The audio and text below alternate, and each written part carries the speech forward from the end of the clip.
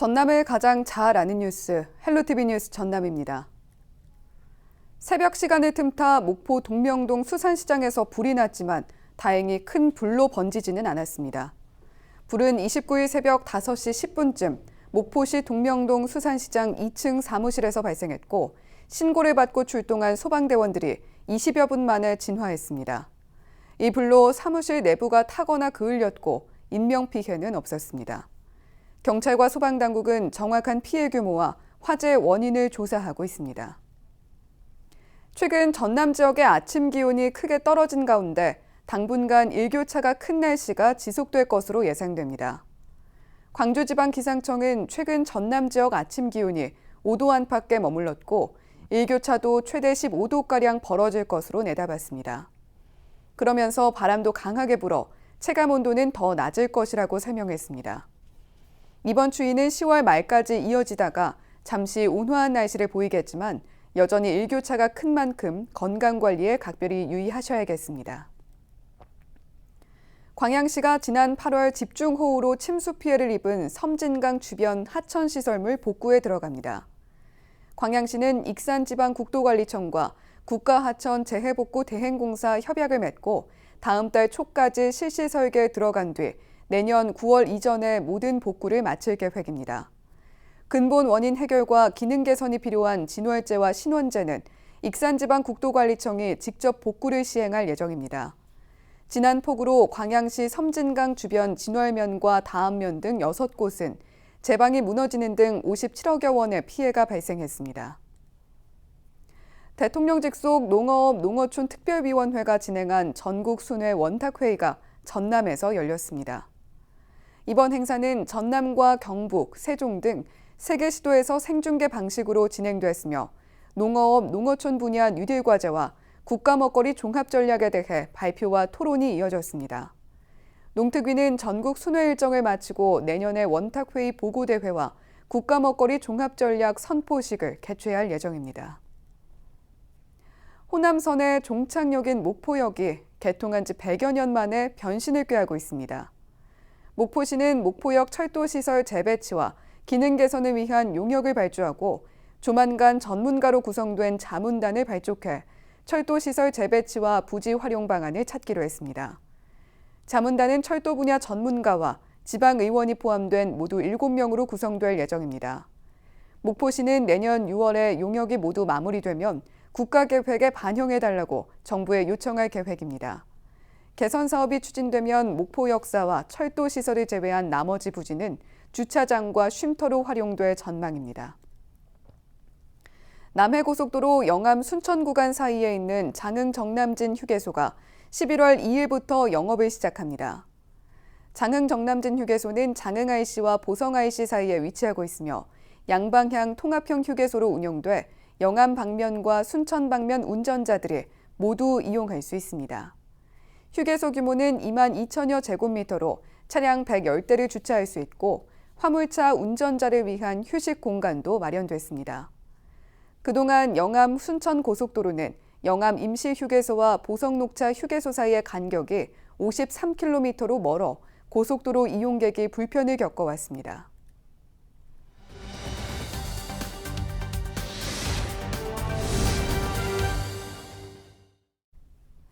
목포시 고화도에 국내 유일의 목화 체험장이 조성됐습니다. 목화를 테마로 한 체험장, 어떤 곳인지 궁금하신 분들 많으실 텐데요. 자세하게 이야기 나눠보도록 하죠. 목포시 이종희 공원녹지과 주무관 전화 연결돼 있습니다. 네, 주무관님 안녕하세요. 안녕하세요. 목포시청 공원녹지과 주무관 이종희입니다. 네, 목포 고화도에 국내 유일 목화 체험장이 조성이 됐죠. 고화도는 역사적인 가치도 상당히 높다고 알고 있는데 이 부분 먼저 설명을 좀 해주시죠.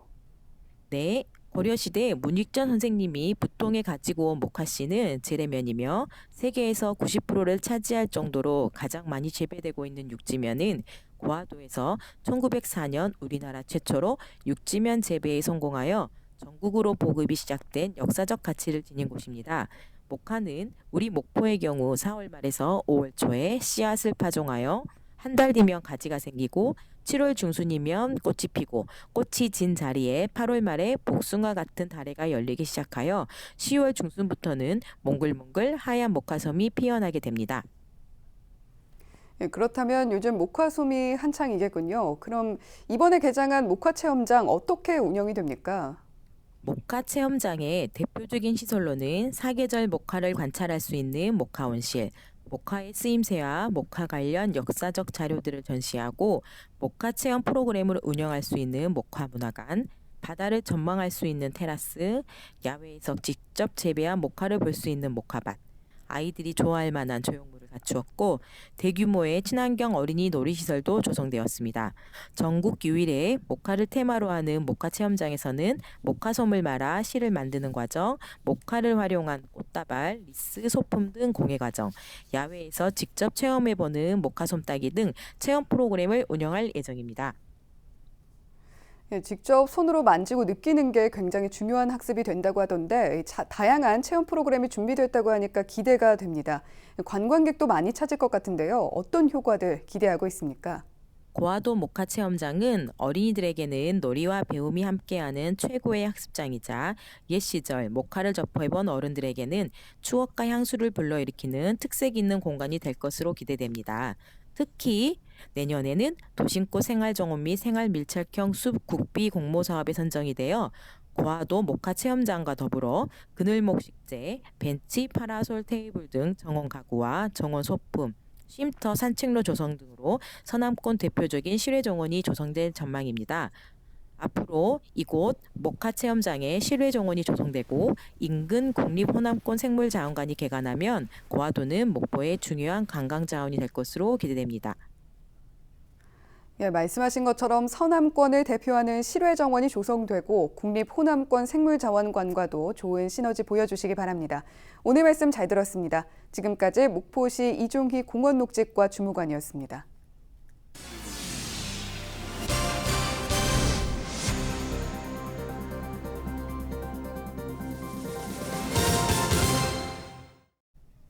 전남의 22개 시군이 재정분권을 비롯해 영산간과 섬진강댐 방류 피해 재발을 막기 위한 공동 대응에 나섰습니다. 전남시장 군수협의회는 곡성에서 9차 회의를 갖고 지역 현안 사업과 함께 전라남도와 중앙부처 건의 안건 등 모두 8건을 의결했습니다. 주요 안건을 보면 3조 6천억 원 규모의 전환사업 지속 보전과 지방교부세 감소분 보전 방안 등 지방재정의 불균형 해소를 촉구하는 건의문을 채택했습니다. 협의회는 영산강과 섬진강댐 방류 피해에 대한 재발방지 대책과 배상을 촉구하는 공동 성명서도 발표했습니다. 순천시가 2020년 열린 어린이집 87곳을 선정했습니다. 순천시는 지난 4월부터 열린 어린이집 신청을 받아 접수된 95개 어린이집을 대상으로 보육 전문가들의 평가를 진행한 결과 최종 87곳이 선정됐다고 밝혔습니다. 지난해 순천 지역 열린 어린이집은 48곳이었으며 올해 2배 가까이 확대된 셈입니다. 열린 어린이집은 아동학대 근절대책 일환으로 보육실 투명창 설치, 부모 참관을 위한 어린이집 상시 개방 등이 이루어지는 어린이집입니다. 순천 두산위브 2차 아파트 안에 그로잉 작은 도서관이 문을 열었습니다. 그로잉 작은 도서관은 아파트 내부 주민센터 안에 42제곱미터 규모로 조성됐으며 1,100여 권의 장서가 마련됐습니다. 이 도서관은 영어 특화 도서관으로 그림책, 영어 원서 등 200여 권을 소장한 상태입니다. 이거 만드는 과정에서 주민들이 스스로 시 지원 없이 스스로 했다는 게 정말 중요하다고 생각합니다. 오히려 처음에 지원을 많이 해주면 나중에 흐지부지 되는데 정말 주민들의 자발성도 있기 때문에 이런 데는 저희 시에서 지원을 해주면 더욱더 그로잉, 무럭무럭 잘하지 않을까 생각을 해서 이곳을 이용하는 아이들과 어머니들이 필요로 하는 것들은 적극적인 지원을 하도록 하겠습니다. 광양시가 코로나19로 중단됐던 농번기 마을 공동급식을 다시 운영합니다. 마을 공동급식은 농번기 여성 농업인들의 부담을 줄이고 영농 활동에 집중할 수 있도록 급식 비용을 지원하는 사업입니다. 광양시는 농업인 20명 이상이 참여하는 41개 마을에 200여만 원씩 지원할 계획입니다. 마을 회관에 조리시설을 두거나 반찬 배달업체를 이용할 경우 마스크 착용과 소독 실시, 거리 두기 등 감염 예방 수칙을 지켜줄 것도 당부했습니다. 10월의 마지막 날 밤, 향동 문화의 거리 일원에서 순천 문화제 야행이 열립니다. 순천시는 오는 30일과 31일 이틀 동안 저녁 8시부터 밤 10시까지 소강남 순천을 주제로 문화제 야행 행사를 진행한다고 밝혔습니다. 소강남은 순천의 옛 명칭 가운데 하나로 동궁여지 승람에 따라 풍부한 물, 산과 아름다운 자연 환경이 중국의 강남과 비슷하다는 이유로 붙여진 이름입니다.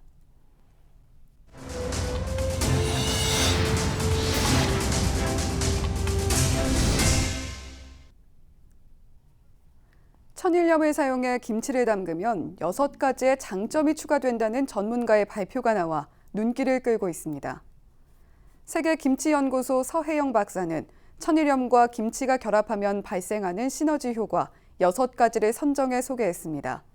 주요 효과를 보면 김치 맛은 4년 숙성한 천일염이 가장 좋았고 마그네슘과 칼슘 함유량 때문에 김치가 더 단단해져 식감이 아삭하다는 결과가 나왔습니다. 이 밖에 암세포 억제와 유산균 증가, 보관기관 상승, 절임 배추의 나트륨, 칼륨 비율이 줄어드는 장점이 있는 것으로 나타났습니다. 사람이 살지 않는 신안 무인도에서 우리나라 특산종인 홍도 서덜취가 발견됐습니다. 신안군은 최근 자체 조사팀이 무인도에서 멸종위기 야생생물로 지정된 홍도 서덜취 50여 개가 서식하는 모습을 발견했다고 밝혔습니다. 홍도 서덜취는 전남 신안에만 분포하는 고유종으로 지구온난화 현상 때문에 자취를 감췄습니다. 목포 자연사 박물관이 새로운 시설 구축을 위해 11월 3일부터 휴관에 들어갑니다. 목포 자연사 박물관은 4차 산업 기술을 활용한 실감 콘텐츠 구축을 위해 박물관 시설물을 대폭 개선할 계획입니다.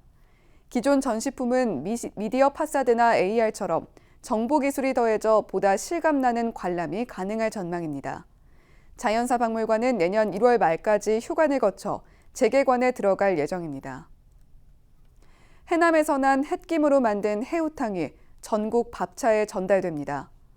해남군은 올해 2회째를 맞는 미남축제를 통해 경기도 안산시와 강진의료원에 미남 도시락 2천여 개를 전달하기로 했습니다. 도시락은 코로나19 사태로 국민의 안전을 지키는 보건의료진을 응원하고 희망을 전달하기 위해 마련됐습니다. 해우탕은 싱싱한 물김을 된장에 풀어 끓인 토속 음식으로 햇김이 생산되는 시기에만 맛볼 수 있습니다. 우리 지역 날씨 정보입니다. 밤사이 기온이 다소 떨어졌는데요. 금요일도 맑겠고 아침 기온 9도, 한낮 18도로 비슷하겠습니다.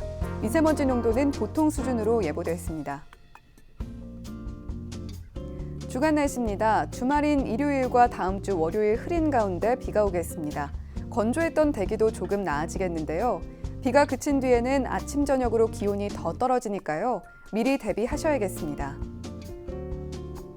우리 지역 바다 날씨입니다. 서해와 남해 해상 맑겠고 물결은 최고 1.5m로 일겠습니다. 생활지수입니다. 밤사이 기온이 뚝 떨어졌습니다.